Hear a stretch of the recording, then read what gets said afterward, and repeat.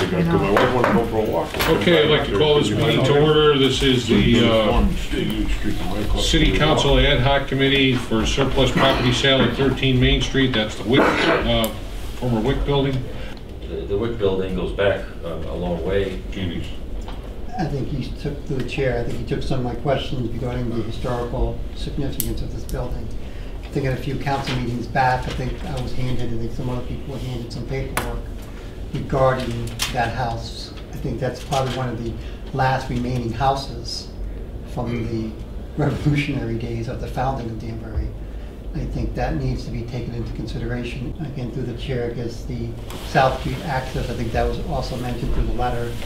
But I guess we would do some type of easement for the most part. We would reserve in the deed of sale, we would reserve rights that we need for access that we want. Mm-hmm. And that would be explained in the RFP so people would know if that's a problem.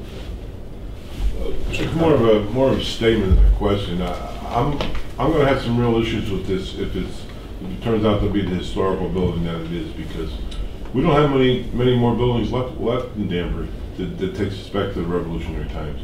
And I think this would be a big mistake for future generations if we, for a means of a couple of bucks, we're going to dump this thing, and we're not that far away from the Scott Phantom Museum where we could tie this to them somehow. I'm sure they don't want the headache, but I don't know. I just would not be willing to sell it. But if it goes back to the revolutionary days, I'll vote against it.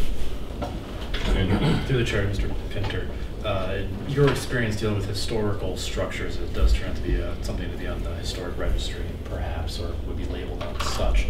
Even if we were to sell it, the new owners would have to do any renovations and modifications, if any, within the purview of what those guidelines would be, if it were to be regarded as a historical building afterwards. Is that correct? Yes.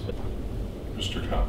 Thank you, Mr. Chairman. Based on Councilman Whitmore's question, I would certainly support a sale of this property, because if we don't sell it, it's going to, and if we don't sell it to somebody, and if it has significant historical value, then we sell it with that restriction to it that gets tied with it. I'm fine with that.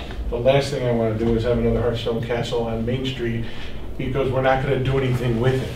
And then it has to be winterized and sort of maintained by the city, but there's no plans for it, and that's why I think the mayor brought it forward to declare it surplus, because there's no plans for it. And I'd hate to have it just sit there empty.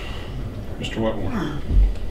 I'd like to entertain a motion to recommend declaring surplus property at 13 Main Street, WIC building, and subject to appraisal and relevant administrative reviews, public hearing, and posting as required by law, the sale of the property by those means set forth in the Code of Ordinances, including publication for bids. It said, if it may, it just says subject to appraisal. Can we just say subject to any historical significance as well?